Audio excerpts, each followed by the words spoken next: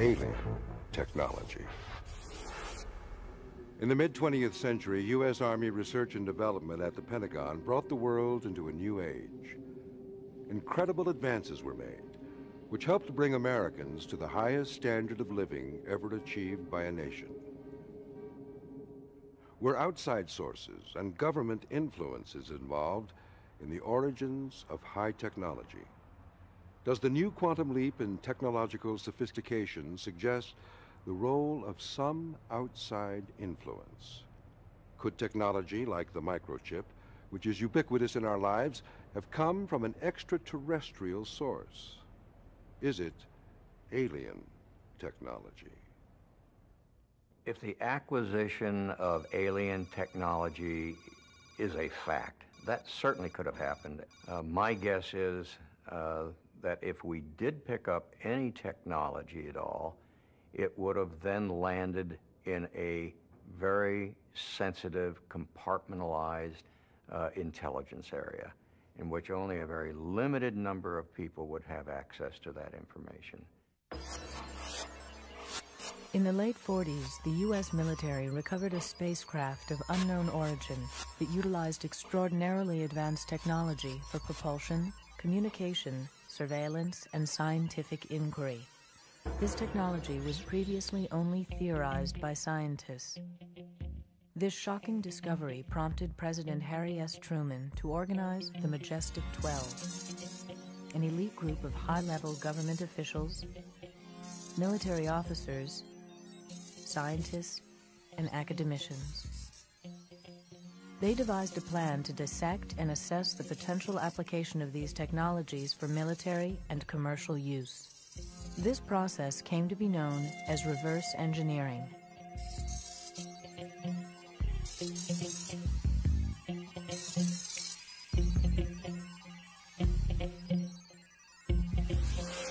With the advent of the Cold War, the Majestic 12 and its program was conducted under the highest level of secrecy since the Manhattan Project.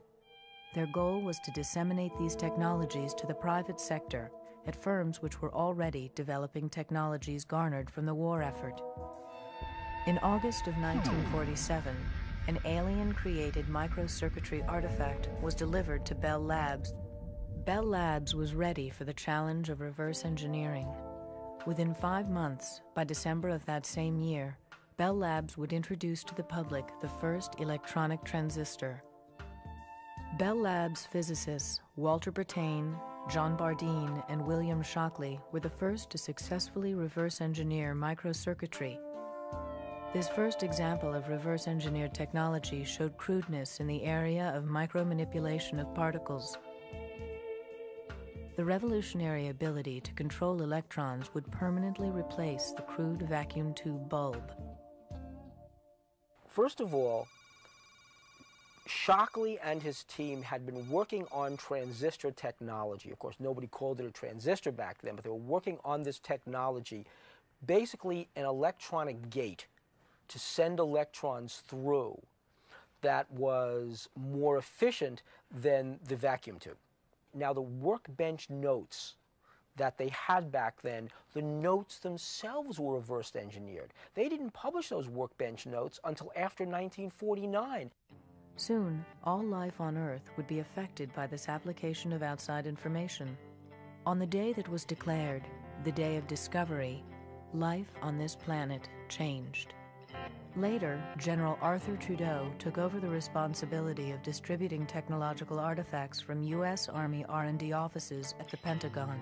Colonel Philip J. Corso, intelligence officer for Army Research and Development at the Pentagon, was the first to step forward with information about alien technology. In 1997, when Lieutenant Colonel Corso published his national best-selling book, neither the federal government nor any corporation or individual sought to discredit or refute his revelations about the Pentagon distributing alien technology to the private sector. All this was known, only it wasn't known in the form where we gave an artifact to somebody. We gave them research and development projects. One of the things that strikes you most about Philip Corso is not just the fact that he sounds credible, but when you go into his background and you look at the places he's been and where he served and what assignments he's had through the different wars from World War II through Korea, then back to the Pentagon, when you look at that, what you see is that the guy just rings credible. He is like rivet plate metal. Trudeau brought him in.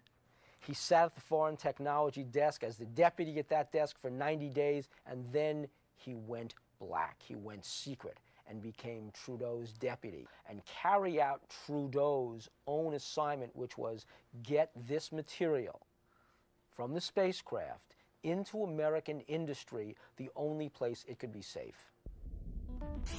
Are these alien technologies? What kinds of applications did we reverse engineer from outside technologies?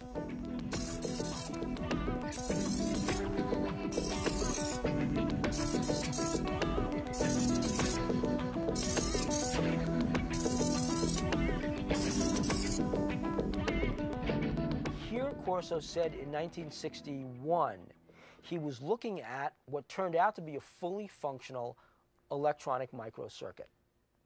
And they brought those, he said, to Bell Labs because they knew that back in 1947, Trudeau had told him that the Truman administration, that the Army had brought wiring panels from that, they called it a lander. They called it an alien lander. They brought that to New Jersey, where Bell Labs was. And what Truman said to them back in 1947 was, he didn't know.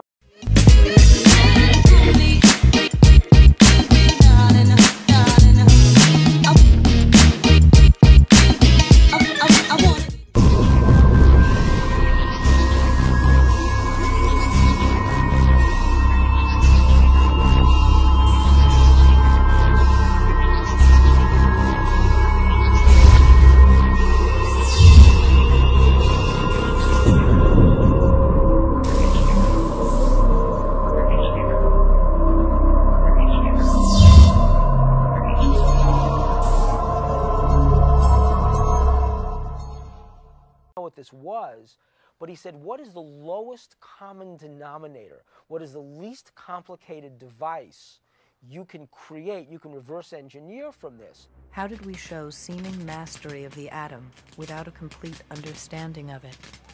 For thousands of years, our concept of the atom was very simple.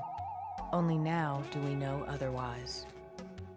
Albert Einstein was the first known theorist on stimulated emission and general and special relativity. These provided a simple conception of the atom for people of the 20th century. One of these atoms probably would appear as a tiny elastic sphere, a sphere formed by negatively charged electrons swarming around a massive nucleus of positive electricity. Public opinion holds Albert Einstein as the foremost authority of the atom. Yet, he did all of his work without ever actually seeing one. Today's scientific activity is being done on the quantum level. Theoretical universal string theories contradict some of Einstein's presumptions on the nature of universal law. Regardless of how scientific theory has developed, recent trends in reverse engineering of alien technology couldn't have begun without these scientific foundations. What does the atom mean to us today? No one had ever seen the atom until the present, but the concept has already helped shape society. Is the microchip an intrusion from an outside source? There should have been a parallel in our understanding of what was being created. Without a parallel comprehension of this technological quantum leap, the result has been social disintegration, alienation, and dysfunction. Our scientific understanding has reached downward to the submolecular world and upward to a new global awareness. Yet these advances contradict a diminishing sense of both community and of our responsibility to Earth and to its future generations. The reverse engineering theory holds that the most advanced technology is the result of an outside influence. Looking at technological advances today and trying to explain how those breakthroughs came about in our society, either way, reverse engineering fits right along with the natural progression of things when new technologies emerge. Critics of this viewpoint put reverse engineering into a category that includes paranormal mythology. Well, this is merely an excuse to discount evidence that would lead to a new perspective. Nevertheless, the microchip has become an integral part of many of the electrical machines and appliances that we use today. Its fundamental purpose is to manipulate electrons at the molecular level to perform as electronic switches. In 1958, it was Jack Kilby who was credited with inventing the microchip. In 1965, semiconductor pioneer Gordon Moore predicted that the number of transistors contained on a computer chip would double every year. This is now known as Moore's Law. Deciphering the microprocessor took 23 years. The microprocessor brought us to increased speed of control of information. In 1970, when Ted Hoff revealed the microprocessor, how much was known about electron behavior? For decades, electrons worked in microprocessors while scientists tried to figure out exactly how they worked. At that time, research was still all in theory. We had no understanding of micro-manipulating mechanisms, ion beam implantation, and electron beam lithography, all used now in manufacturing of electronics. Picosecond imaging circuit analysis is currently used at IBM to study the behavior of electrons in microprocessors. Circuit analysis has produced this high-powered camera to study microcircuitry. A picture of the speeding electron is taken within a trillionth of a second. It has been 40 years since the microchip was invented. Why only now are researchers seeing the submolecular level? Since we can only now recognize electrons at the atomic level, does this support the notion that reverse engineering produced this technology? Is our modern use of microchips and other advanced technologies actually a result of alien technology? Why was the development of alien technology so clandestine? And why would it be so harmful for the public to have this knowledge? What would happen if we learned about the true origins of the laser? Light amplification by stimulated emission of radiation.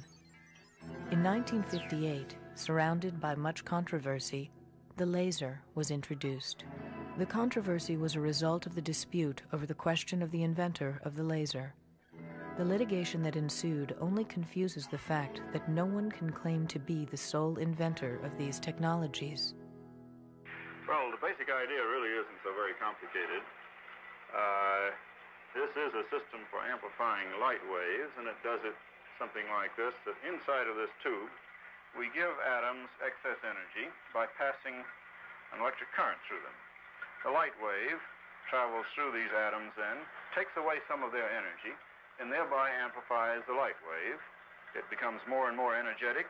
It's reflected here, passes through again, is amplified more, reflected again, and passes back and forth many times until it becomes very intense. And one can see here the beam coming out. It travels along a very long distance without spreading very much. Credited as the inventors of the laser, did Arthur Scalo, Charles Towns, or Gordon Gould know where the outside information came from? The laser comes from the application of stimulated emission to a crystal. A photon is introduced through optical pumping. Mirrors are used for multiplying the emission of active photons. How was the idea of the use of mirrors introduced into laser development? This burst in radiation, as all the atoms discharge photons, results in a cascade of light. The beam generated by most lasers is pencil thin and maintains its size and direction over great distances. Army laboratory at Columbia University which staged its first test on a laser right around 1960. That's where they took the laser cutting tool. Not to say this is what a laser is. They already knew what a laser was. What they needed was a working benchmark model of what they could reverse engineer to get a quantum leap on the very technology they were trying to develop. Technology has now harnessed light. The molecular arrangement of crystal gives direction to light. It is the same molecular arrangement that contains light. We now control information in this light. Some of the companies that were involved in reverse engineering of fiber optics are Bell Labs, Hughes Aircraft, General Electric, IBM, and Corning Glass. Research was done by thousands of people before the mystery of light unraveled. Unlike Thomas Edison and the light bulb, people are not aware that Charles Kao contributed to one of the greatest achievements in technology, the harnessing of light. Why isn't Kao a household name? Has he been lost in the process of reverse engineering? Fiber optics have been manufactured and sold to the public with no question as to its origins. 1,000,000 years of evolution overnight. How did this happen? Smaller than a human hair, the fiber is 2 layers, a crystal core with a glass layer. 2 strands of fiber optic cables can carry over 1,000 conversations. Light is reflected inward from the interface of the 2 layers. Even though alien crystal fiber applications may surpass our current scientific understanding, fiber optics is so far our greatest reverse engineering achievement. Evidence of high technology continues to surface from locations all around the world, dating back thousands of years. The precision attained by these artifacts is a paradox.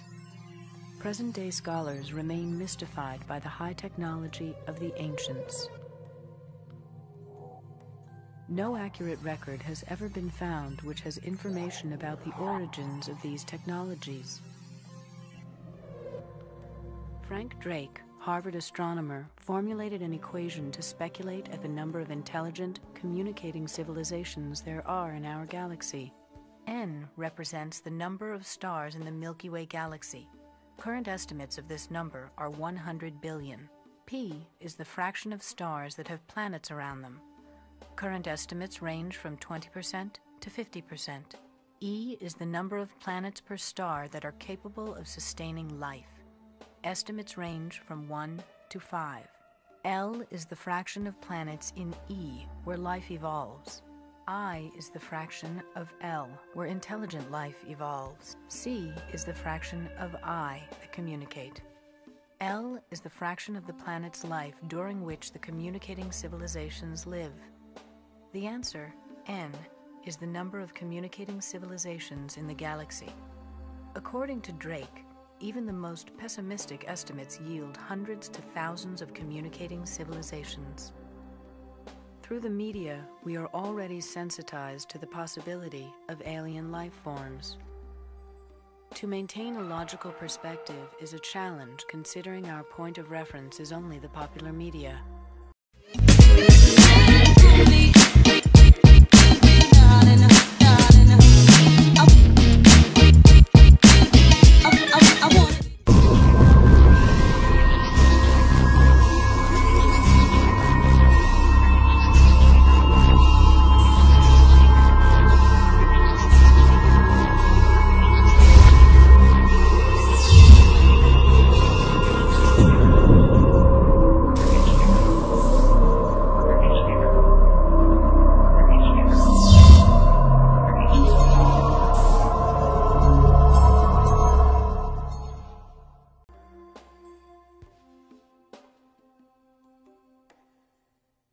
The dominant worldview that we've all been raised in for several hundred years now is that that we are alone in a lifeless universe.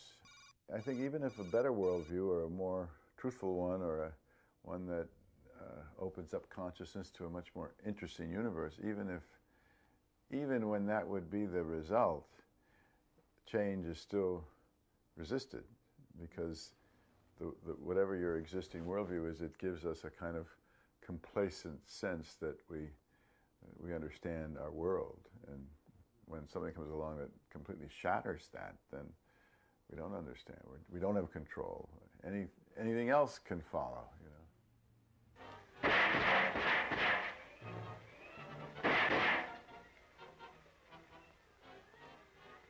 We're not human!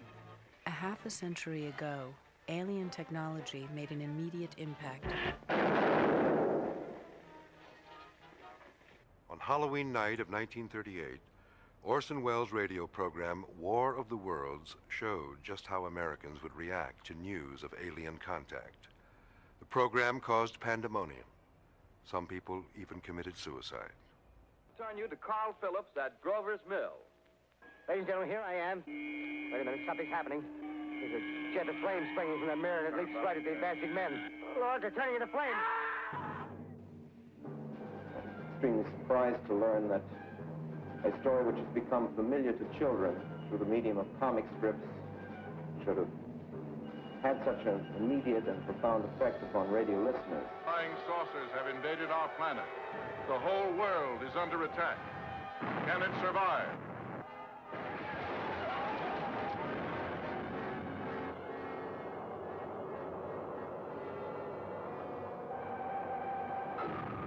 The U.S. government took note of the public's reaction to the show.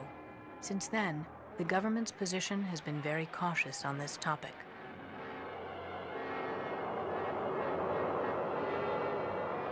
I don't know what the government knows about this. There isn't the government anyway. There are different pockets within the government that guard certain knowledge they have very closely. So I really don't know, but I am struck by the fact that government agencies, when they do have to speak about this, will send out the most naked disinformation. There's this level of sort of committed ignorance around this, which is, I think, extraordinary. It's as if any kind of ignorance, any kind of distortion is okay if it's in the service of not letting in certain unacceptable information. James Forrestal was a member of the Majestic 12 group, and it was suspected that information that he had from his tenure with Majestic 12 contributed to his tragic death. He was an admiral in the Pacific Fleet during World War II, and his military accomplishments were honored by the aircraft carrier bearing his name. In March of 1949, James Forrestal jumped out of his window at the Bethesda Naval Hospital just months after resigning his position as First Secretary of Defense. A shocked nation mourns the tragic death of James Forrestal, America's first Secretary of Defense. Why would a celebrated hero of World War II then commit suicide during peacetime? Was his reaction no different than those who heard War of the Worlds? What information did he have about this conspiracy that he brought to his grave? The government continues to be silent. It's interesting, when something is attacking or challenging the ideology of a culture, then anything goes. The media can do anything. They can present distortions, lies, bring in people who don't know anything in a way that you can't do in other fields, which is really kind of interesting, which again reflects the fact that anything but that this should be true. Any weapon can be used to fight this reality in terms of how it gets represented to the public. Ever since the middle of the century, Americans have been getting accustomed to the notion that we are not alone in the universe.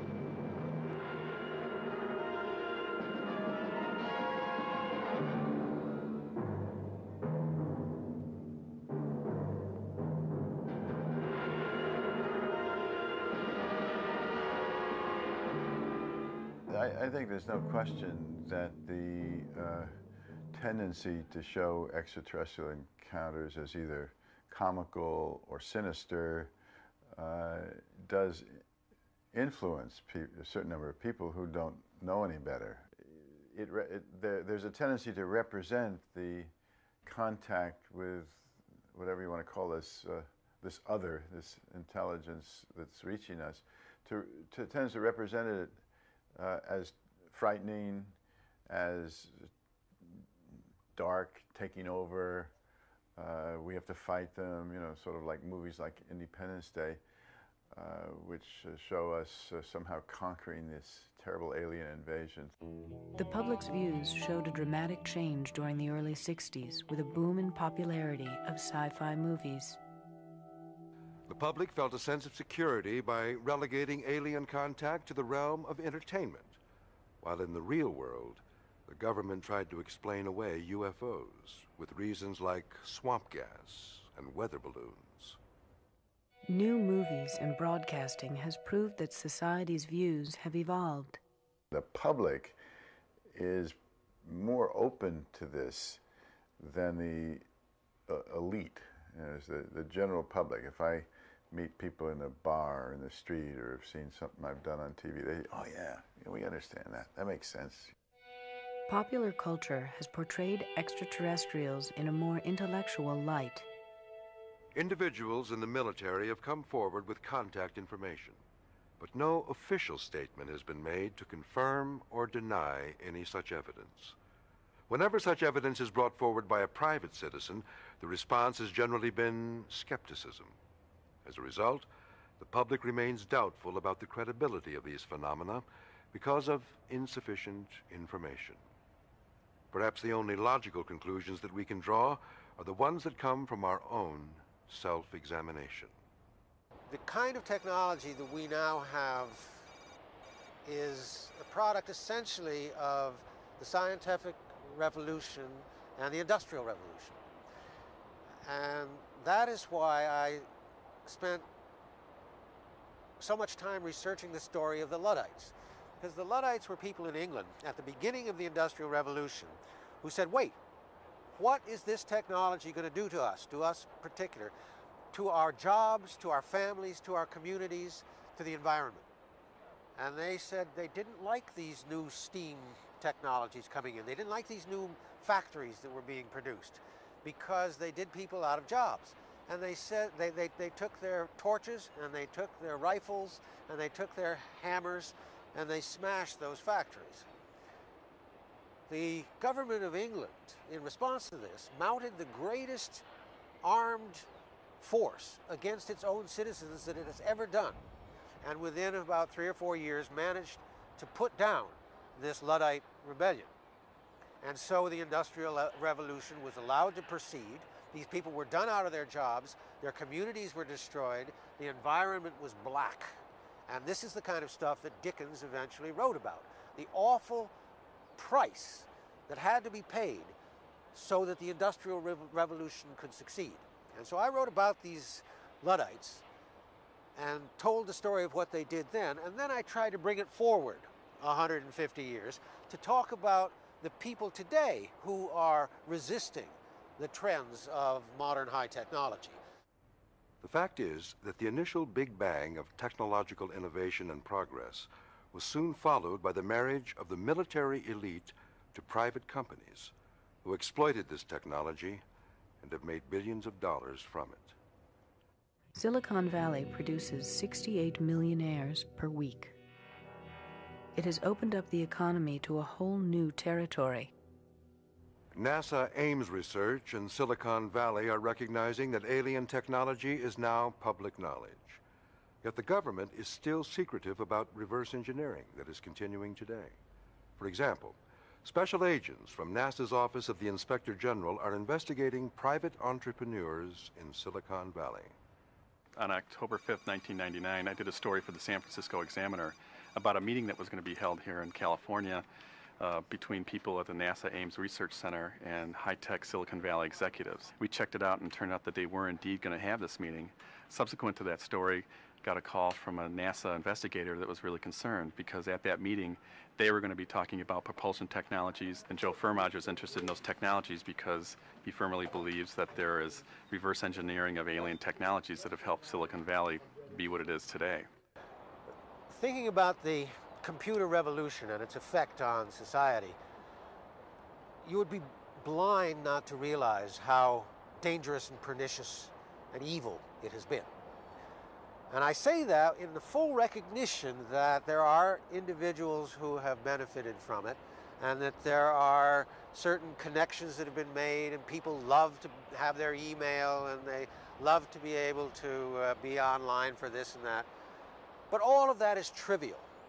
Trivial, whatever tiny personal enjoyments or benefits it has produced for individuals. The important thing about this technology is to see what it has done to the world.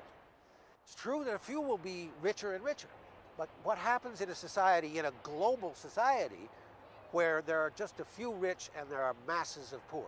It is unsustainable.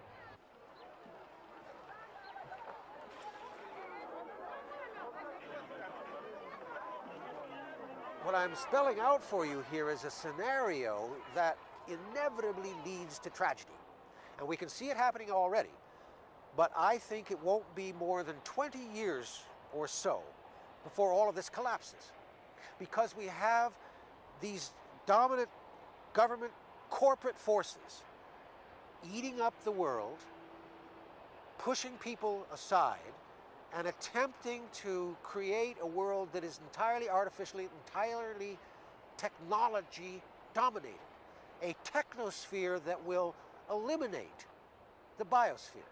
Alien technology causes destruction of our environment at a rapid rate. Its power is beyond what we are able to control. The destructive effects reach out to all areas of the Earth and the life that it sustains. How much time do we have before it is too late to reverse the damage from alien technology? People, disconnected from nature, abuse our ecosystem, which degrades our planet to near fatal levels. Our production of waste rivals our production of technologies that improve the human condition. Think of this. Over there on Wall Street is the beginning process by which $4 trillion is being traded around the world every single day. $4 trillion. Now, you don't trade that stuff buying and selling around the world without having an effect, a real life effect upon the jobs and the lives and the communities of people. But the psychological effects of all of this are to distance people from the real things that they need in their lives. Love, sodality, community, poetry, dreams, all of the important things. So what I see happening is an accumulation of environmental crises melding with these economic and political crises so that the whole thing collapses. Now, it's possible that the human species will survive that. But it will do so only if it's in vastly reduced numbers, people living in small, nature-regarding, communitarian societies. That is to say, tribal societies, much the way humans have lived from 90% of the time they've been on Earth. They've lived in those kinds of nature-loving, nature-regarding, small-scale societies. I think it's possible that we might get back to that. On the other hand, if the pollution, if the destruction is as great as it might well be, it will threaten the existence of the human species on the Earth. Is this the first global technological crisis of its kind? Are we living in a world where all of the technology that we depend on could stop functioning? Or does alien technology have a manifest destiny of its own to dominate the globe?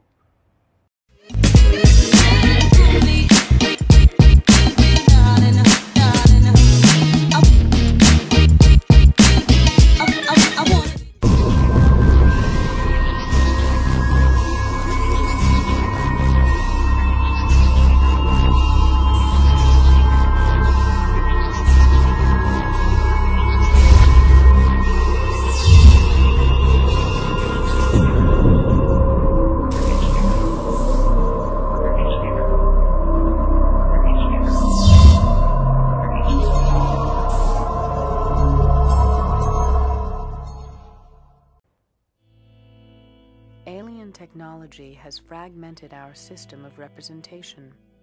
It fragments communities and alienates people from each other as it takes control.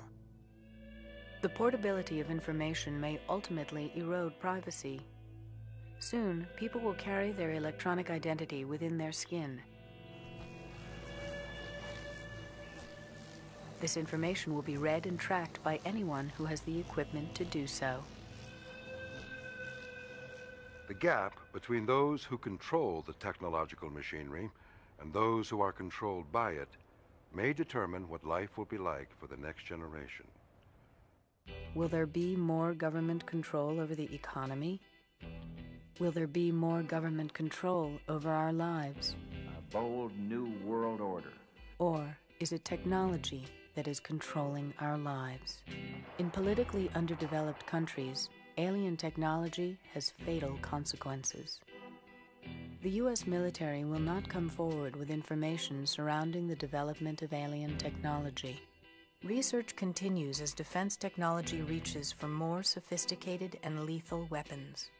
The government's priority is to maintain military and economic supremacy and keep the secrets of alien technology that created its power. The American defense system has increased its contractual research with private companies.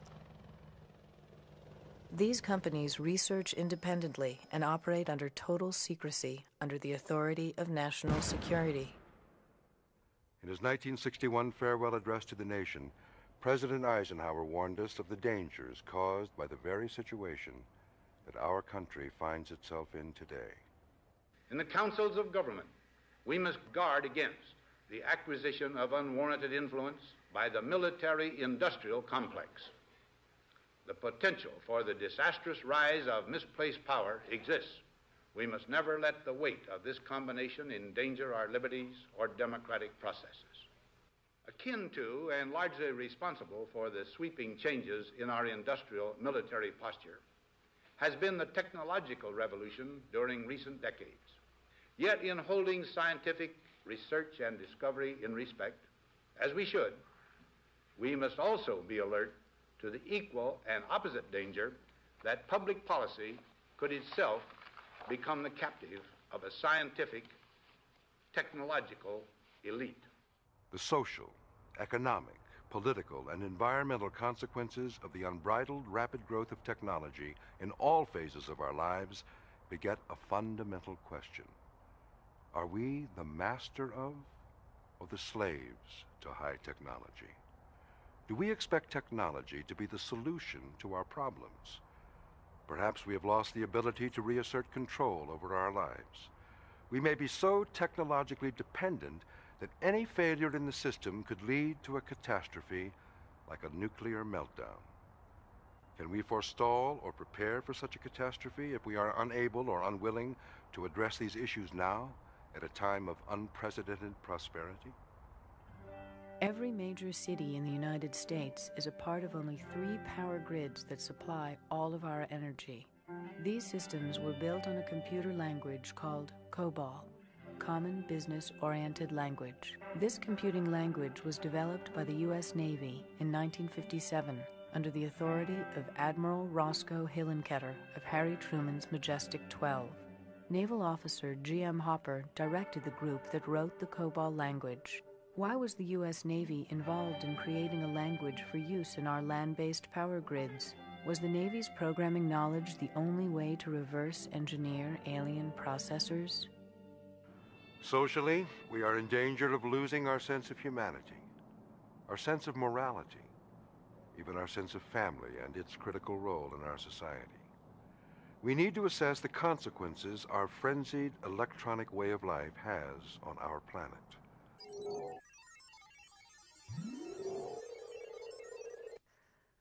Breakthroughs in medical and drug research hold out the promise of treatment, cure, and prevention of our most dreaded diseases, even cancer and AIDS. Computer technology enhances our ability to diagnose, treat, and cure illness. Magnetic resonance imaging can provide doctors with detailed 3D images of affected organs and tissues.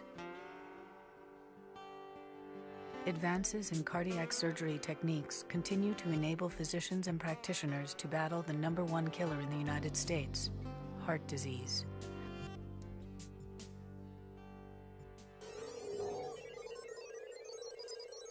Nearly 1,000 satellites orbit the Earth daily and contribute to our increased knowledge of our planet and its atmosphere and weather.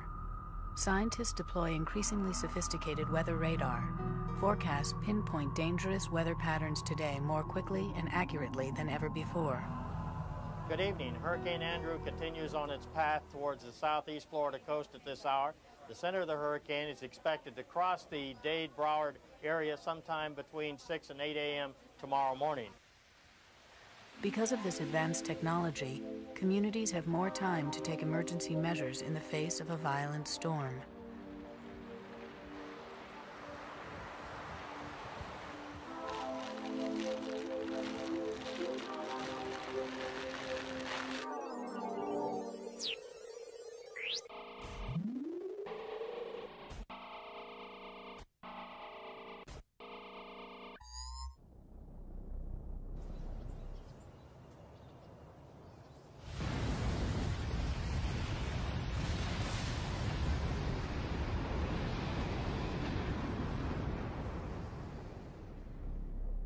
The deployment of the Hubble telescope in the mid-1990s allows man to see to the very edge of the universe. Extraordinary images of deep space astonish and electrify us. The recent World Trade Organization protests in Seattle were led by labor, environmental, humanist neo-Luddites, and fringe groups focused on economic and environmental issues. Yet pollution and waste have already done substantial damage.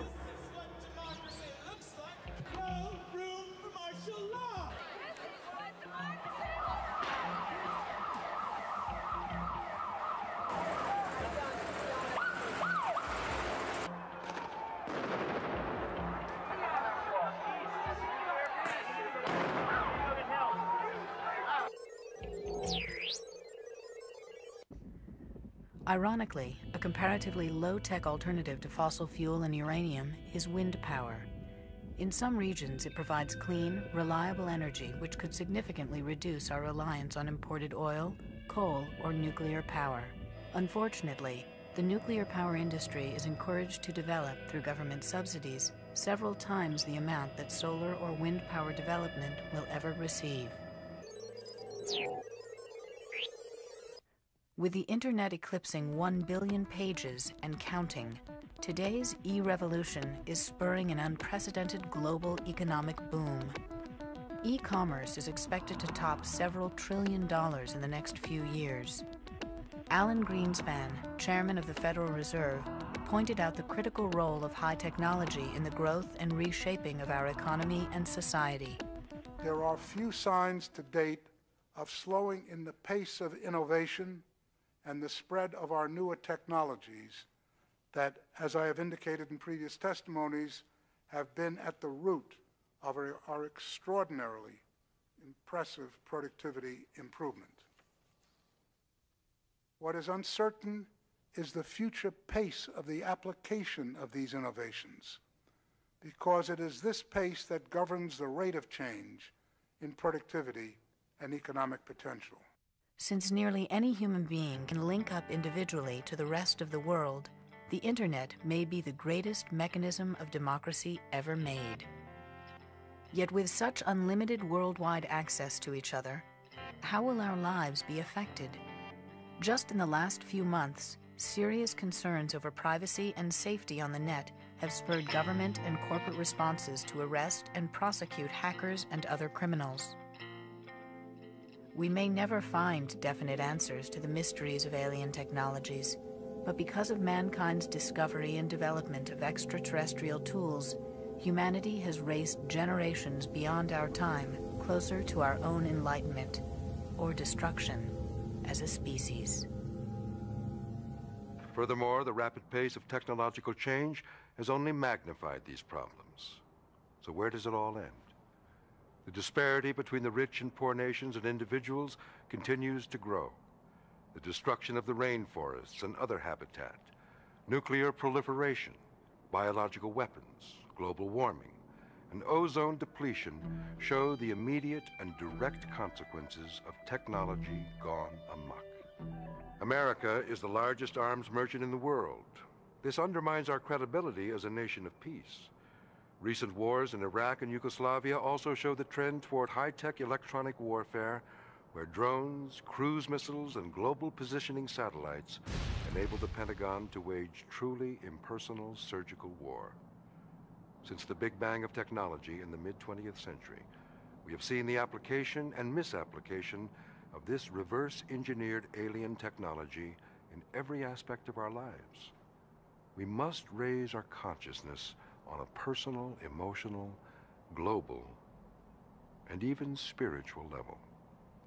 We need to demystify and emasculate the iconography of technology.